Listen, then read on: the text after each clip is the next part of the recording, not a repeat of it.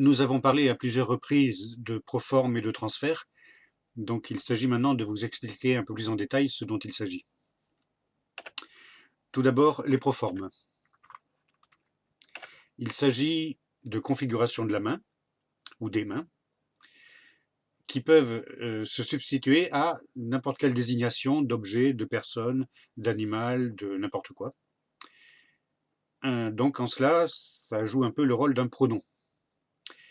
Une des différences par rapport aux pronoms que l'on connaît, notamment en français, c'est que ces proformes sont choisis en fonction de leur forme. C'est-à-dire qu'on choisit un classificateur comme la main à plat ou l'index ou le point fermé ou autre, on le verra tout à l'heure, en fonction de la forme que l'on veut désigner, ce sur quoi on veut insister. D'autre part, ces proformes peuvent être accompagnées d'un mouvement et à ce moment-là décrire toute une action, voire on peut élaborer tout un récit uniquement avec des proformes. Certains linguistes, surtout il y a 20 ou 30 ans, parlaient de classificateurs, mais cela ne fonctionne pas tout à fait comme les classificateurs qu'on trouve dans certaines langues audio-vocales, basés sur le type d'objet ou de personnes désignées, comme des classificateurs qui concernent la nature ou les personnes, les humains ou tel type d'objet, etc. Là, non, c'est un pronom, mais qui est basé sur la forme de l'objet ou de la personne ou de ce que l'on veut désigner. Ces proformes n'ont aucun contenu sémantique, a priori. C'est-à-dire qu'ils peuvent être attribués à n'importe quel objet ou n'importe quelle personne qui a la forme désignée. Par exemple, ici on voit le signe aller, qui peut être désigné par les deux jambes de la personne qui se déplace, ou par l'index de la personne qui est debout et qui se déplace. Peu importe, tout dépend de ce sur quoi on veut insister, sur la forme que l'on veut mettre en avant, et notamment sur la suite du récit, et donc l'intérêt que l'on a de choisir telle forme plutôt que telle autre, pour enchaîner avec une particularité sur laquelle on veut insister. Ainsi, parmi les formes les plus connues de classificateurs, une des plus répandues, c'est l'index. L'index donc désigne quelque chose qui est dressé, droit. Ça peut être un être humain debout, comme ça peut être un poteau, comme ça peut être n'importe quel objet qui est droit et debout.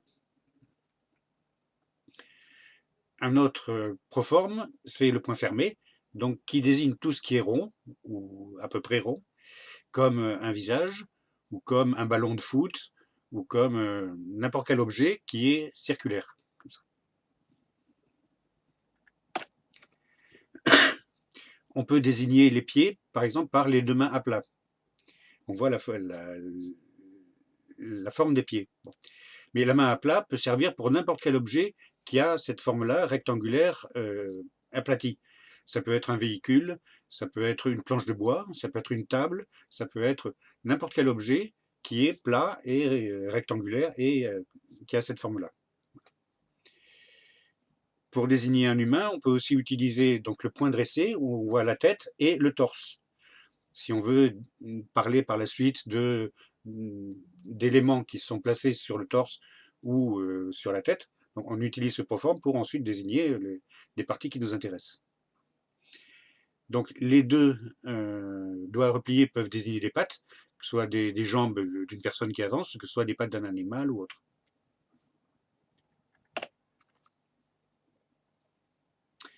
Les deux doigts dressés vers le bas peuvent désigner les jambes d'une personne, et on peut désigner ainsi une personne qui avance. On a vu précédemment qu'on peut les désigner par les deux jambes repliées, notamment par exemple pour les personnes qui s'assoient sur un banc, on peut le signer comme ça. Donc les deux doigts dressés peuvent désigner une marche, par exemple, enfin, la marche de quelqu'un. Les deux jambes d'une personne aussi peuvent être désignées par les deux index dressés vers le bas. Là, ce type de configuration sera plus utilisé, par exemple, si on veut détailler un type de marche particulier ou un type de danse. Il est facile de montrer des mouvements de jambes particuliers avec les deux mains séparées comme ça. Alors que là, c'est plus difficile à détailler. Les deux doigts dressés vers le haut, au contraire, donc désigne deux personnes, peut désigner deux personnes côte à côte. De même que trois personnes peuvent être désignées comme ça, ou quatre personnes comme ça. Donc on peut montrer quatre personnes qui avancent comme ça côte à côte, ou les unes derrière les autres.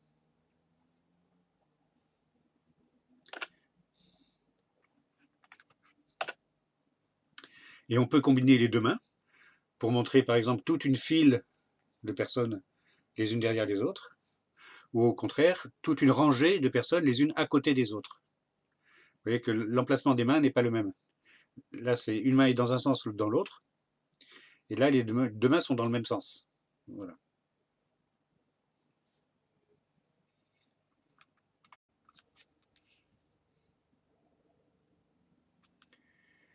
Un exemple classique d'utilisation des proformes. Dans la phrase que l'on voit dessinée ici, donc le premier signe, c'est le signe homme, avec la moustache. Le deuxième signe, c'est conduire un véhicule.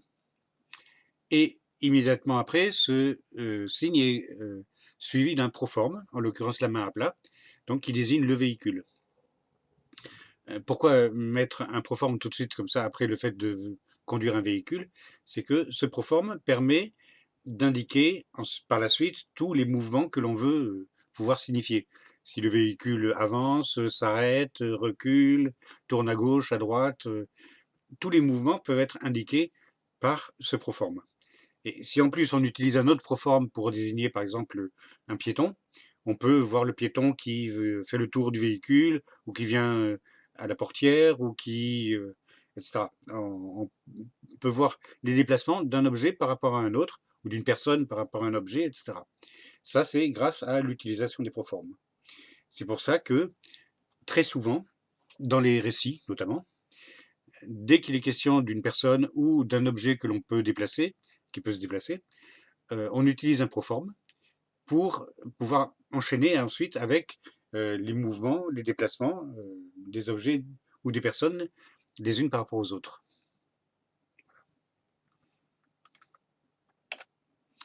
Donc, pourquoi choisir un proforme?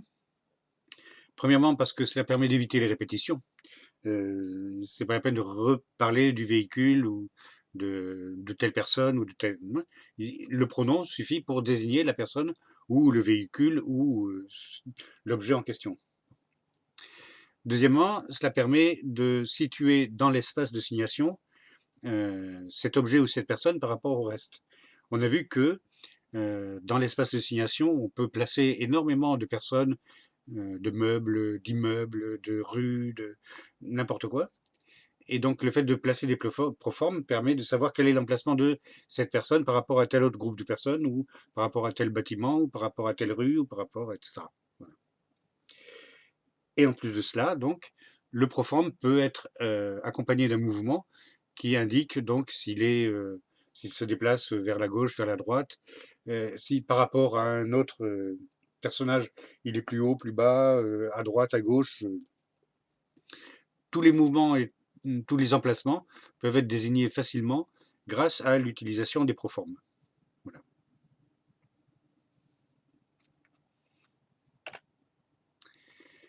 Un exemple aussi assez connu dans le milieu de la surdité, une phrase comme « le chat monte dans la voiture ». En langue des signes, on va d'abord désigner la voiture. En l'occurrence, cette voiture va être désignée par un proforme qui n'est pas la main à plat, mais qui est la main en forme de C. Pourquoi? Parce qu'il va être question de dans la voiture. Avec la main à plat, on ne peut pas désigner l'intérieur de la voiture. On voit la forme globale. Avec la forme en C, on peut indiquer l'intérieur de la voiture, ou le dessus de la voiture, ou le dessous de la voiture, ou etc. Donc c'est pour ça qu'on choisit un proforme par rapport à l'utilité dont on a besoin dans le récit. Donc on met le classificateur, le proforme voiture, en forme de C. Puis dans le troisième signe, on fait le signe chat, tout en gardant le classificateur, ou la proforme. Et puis le chat est désigné par le proforme, les deux doigts repliés, et on voit le chat qui monte dans la voiture. Voilà. Donc, la voiture, désignée par une proforme, et le chat avec une deuxième proforme, et on voit les deux proformes l'une avec l'autre, l'une dans l'autre. Grâce à ces proformes, on pourrait indiquer beaucoup d'autres phrases, comme par exemple le chat monte sur la voiture, ou est sous la voiture, où on peut désigner tous les emplacements du chat par rapport à la voiture grâce aux proformes. Voilà. C'est pour ça que le chat monte dans la voiture. En langue des signes, ce sera la voiture, le chat monte dedans. Vous voyez que l'ordre des signes n'est pas du tout le même.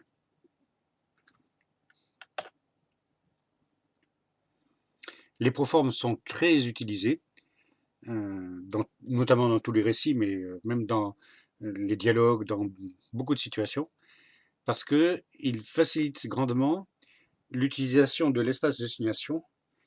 Ils permettent de visualiser concrètement les emplacements, les déplacements, tout ce qui est spatial. Et donc, ils sont très, très fréquents en langue des signes.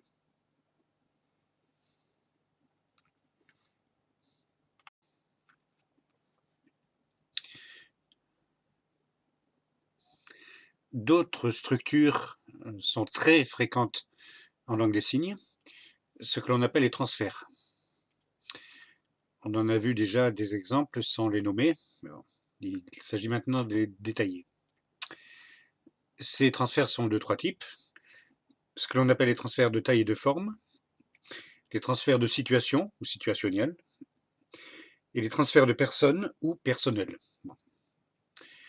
Les transferts de taille et de forme, c'est ce que l'on a vu au moment de la description de la pensée visuelle et de la capacité à désigner des personnes, des objets, des animaux ou n'importe quoi, par la description d'éléments visuels caractéristiques. On a vu l'exemple des chiens, avec la possibilité de décrire des chiens par rapport à leur museau, la forme de leurs oreilles, etc. Donc tout ça, c'est ce qu'on appelle les transferts de taille et de forme. C'est ne pas utiliser le signe générique, par exemple le signe chien, ne pas utiliser ce signe, mais utiliser à la place deux ou trois caractéristiques visuelles typiques, comme la forme du museau et des oreilles, par exemple, et de désigner le chien en question par ses caractéristiques. L'avantage, c'est que quand on signe le terme générique chien, on n'a aucune image de quel type de chien il s'agit. Ça peut être un petit, un grand, un poilu, un rasé, ça peut être n'importe quel type de chien. Voilà. Le fait d'utiliser simplement quelques caractéristiques visuelles permet de donc le visualiser et de immédiatement avoir l'image en tête du type de chien dont on veut parler.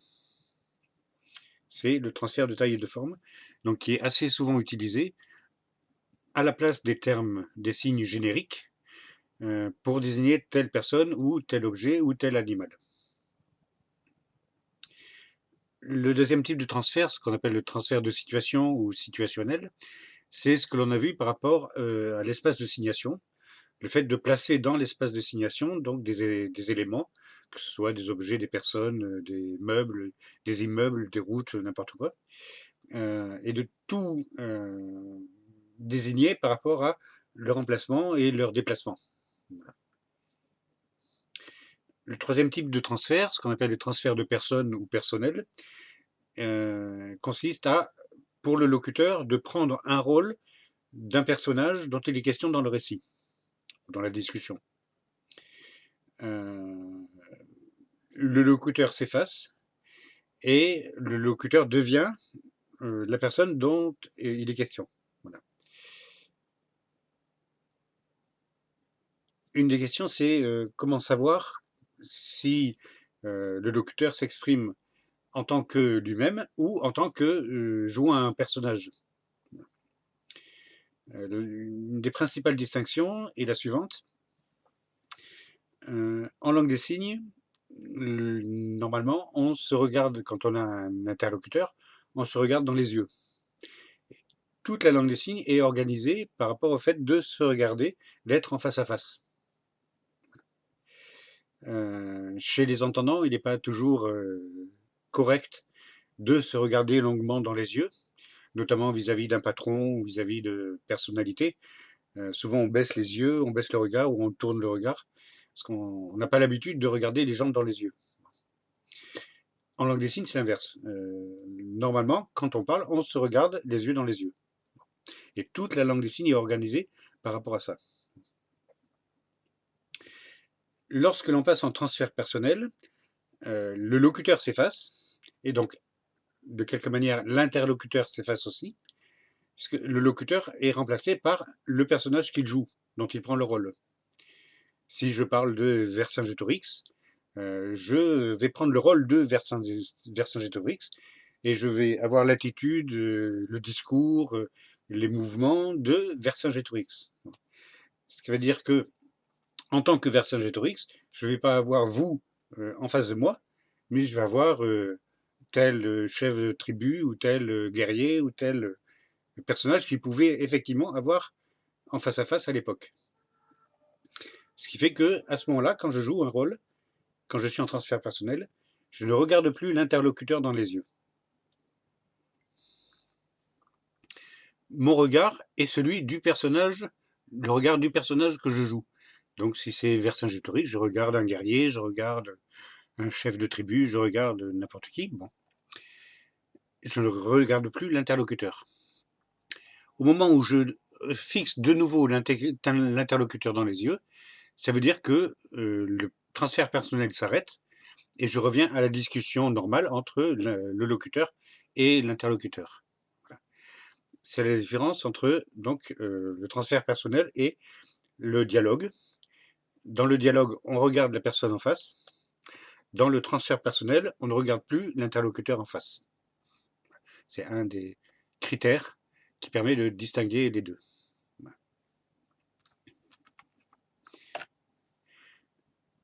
Ces transferts peuvent être adaptés à tout. Bon. Bien sûr, en premier, ils sont adaptés aux humains. On a vu lors d'une séance précédente qu'il est possible de désigner quelqu'un par rapport à un détail caractéristique visuel, donc un transfert de taille et de forme.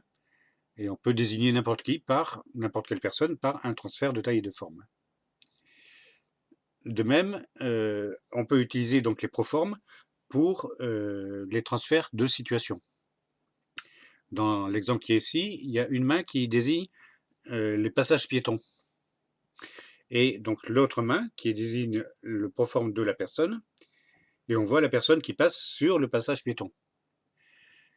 L'avantage aussi de ces proformes, c'est qu'on peut voir la personne qui passe à côté du passage piéton, qui avance et puis qui recule, ou qui passe de l'autre côté du passage piéton, ou etc. On peut voir les emplacements des uns par rapport aux autres. Et donc on peut utiliser le transfert personnel pour jouer la personne qui avance et qui pense, qui réfléchit, qui téléphone, etc. Jouer le rôle de la personne qui traverse le passage piéton en question. Voilà. 3 types de transferts peuvent être utilisés pour un humain.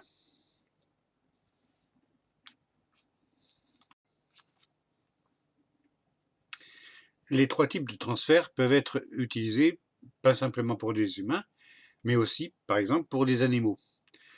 On l'a vu donc pour les transferts de taille et de forme. Il est possible de désigner un chien ou n'importe quel type d'animal par quelques détails caractéristiques visuels. On a vu aussi donc qu'il est possible d'utiliser les transferts de situation pour désigner un emplacement d'un animal par rapport à son environnement. Ici, dans la deuxième ligne, on voit donc le chien avec les deux pattes repliées. On voit un abri désigné par ce proforme, et on voit le chien donc qui passe sous l'abri, sous le garage, par le mouvement d'un proforme par rapport à l'autre. Et très fréquemment, dans les récits, dans les contes ou un certain nombre de textes, le locuteur prend le rôle, en l'occurrence d'un animal, comme le chien, pour indiquer donc ses mouvements, ses joies, ses sauts, toutes ces formes d'expression, la langue qui sort, etc. Bon. Il est tout à fait fréquent et tout à fait possible que le locuteur joue le rôle d'un animal.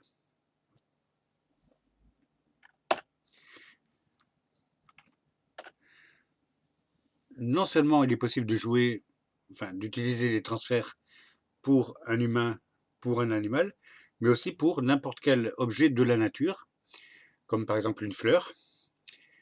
En transfert de taille et de forme, il est tout à fait possible de détailler la fleur avec la forme de ses pétales, etc. Il est tout à fait possible d'utiliser donc le transfert de situation pour indiquer par rapport au vase quelle est la position des fleurs, leur forme, le fait qu'ils soient dressés, recourbés, etc. Et il est aussi possible de jouer, pour le locuteur, de jouer le rôle d'un objet de la nature, comme une fleur, et de montrer la soif, de montrer au contraire l'épanouissement, ou de montrer comme si c'était une personne qui s'exprimait, mais en l'occurrence c'est une fleur.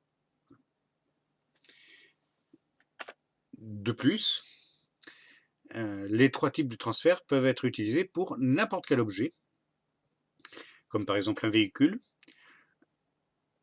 Les transferts de taille et de forme vont être souvent utilisés pour les véhicules un peu particuliers, comme les véhicules de sport ou de collection, ou qui ont des caractéristiques visuelles un peu particulières. Les transferts de situation, bien sûr, on l'a vu pour tous les déplacements du véhicule par rapport à son environnement. Et même les transferts de personnes, où un véhicule peut être incarné par le locuteur et montrer sa vitesse, montrer sa volonté, montrer au contraire sa peur, montrer comme des sentiments, comme si c'était une personne vivante. Voilà. Bon, je vais m'arrêter là, ne pas aller plus loin, parce que on pourrait détailler encore davantage avec d'autres types de transferts, comme ceux que l'on appelle les pseudo-transferts, ou les doubles transferts, ou les semi-transferts, ou il y a toute une catégorie, mais ce serait un peu compliqué. Le plus simple, c'est de montrer un exemple par rapport à l'utilisation des transferts et les raisons d'utilisation de tel ou tel type de transfert. Si on prend un exemple simple, comme celui de cette bande dessinée, on voit donc un véhicule qui avance, d'autres véhicules qui sont garés sur le côté, puis le véhicule qui s'avance s'arrête et fait un créneau pour se garer derrière un véhicule garé. Puis une fois qu'il est garé, on voit la portière qui s'ouvre, une personne qui descend et qui s'en va. Voilà une scène simple. Cette scène, il est possible de la raconter à travers différents types de transferts.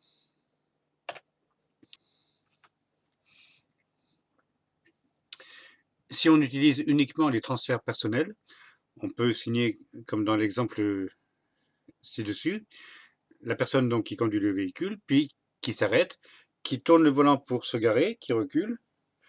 Une fois qu'elle est garée, donc elle ouvre la portière, elle sort, elle referme la portière, puis elle s'en va, elle marche et elle s'en va. Tout est fait en transfert personnel.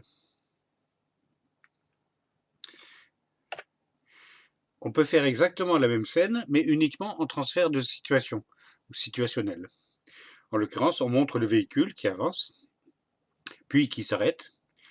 On marque les véhicules qui sont garés sur le côté. Donc le véhicule qui se gare fait le créneau, puis s'arrête. Et puis on voit la portière qui s'ouvre. Avec un proforme, on voit donc la personne qui descend du véhicule, qui referme la portière. Et on voit la personne qui s'en va vers l'avant. Là, tout est fait par rapport au transfert de situation.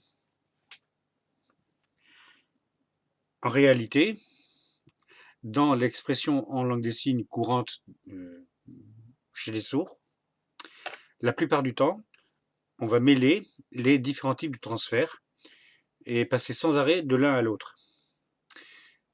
Pour cette scène, la manière la plus courante de la signer sera au départ de faire un transfert personnel, puis le transfert de situation pour indiquer le créneau, puis le transfert personnel à nouveau pour ouvrir la porte, le transfert de situation pour indiquer le fait de descendre du véhicule, le transfert personnel pour refermer la porte, puis le transfert pour indiquer la personne qui s'en va avec le transfert de situation.